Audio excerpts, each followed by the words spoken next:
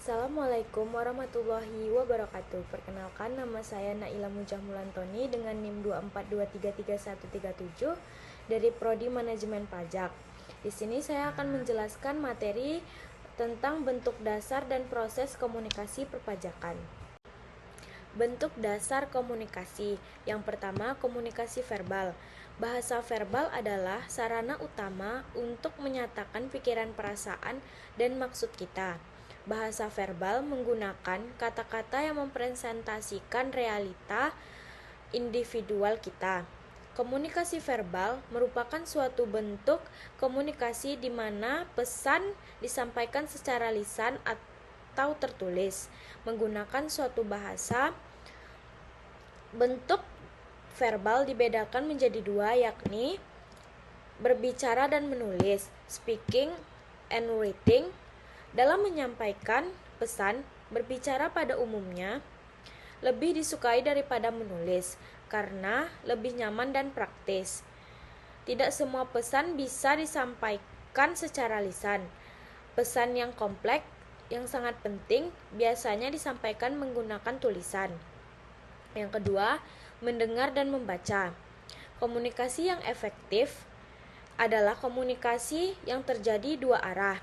Namun, orang-orang yang terlibat dalam bisnis cenderung lebih suka memperoleh atau mendapatkan informasi daripada menyampaikannya. Yang kedua, komunikasi nonverbal. Pesan nonverbal adalah semua isyarat, bukan kata-kata. Menurut Larry E. Samofor dan Richard E. Porter, komunikasi nonverbal mencakup semua rangsangan atau kecuali rangsangan verbal dalam suatu setting komunikasi yang dihasilkan oleh individual dan pengguna lingkungan oleh individu. Contohnya tari. Fungsi komunikasi nonverbal yaitu yang pertama ambigam. Gerakan mata tertentu merupakan simbol yang memiliki kesetaraan dengan simbol verbal. Atau kedipan mata dapat mengatakan saya tidak sungguh-sungguh. Yang kedua, ilustrator. Pandangan ke bawah dapat menunjukkan depresi atau kesedihan. Yang ketiga, regulator. Kontak mata berarti saluran pencakapan terbuka. Memalingkan muka menandakan ketidaksetiaan berkomunikasi. Unsur-unsur dalam komunikasi perpajakan. Dalam komunikasi perpajakan, terdapat beberapa unsur-unsur utama yang memastikan proses komunikasi berjalan efektif. Berikut adalah unsur-unsurnya. Yang pertama, komunikator atau pengirim pesan. Pihak yang menyampaikan informasi perpajakan seperti Direktorat Jenderal Pajak atau DJP atau otoritas pajak. Yang kedua, konsultan pajak. Yang kedua, pesan atau informasi perpajakan.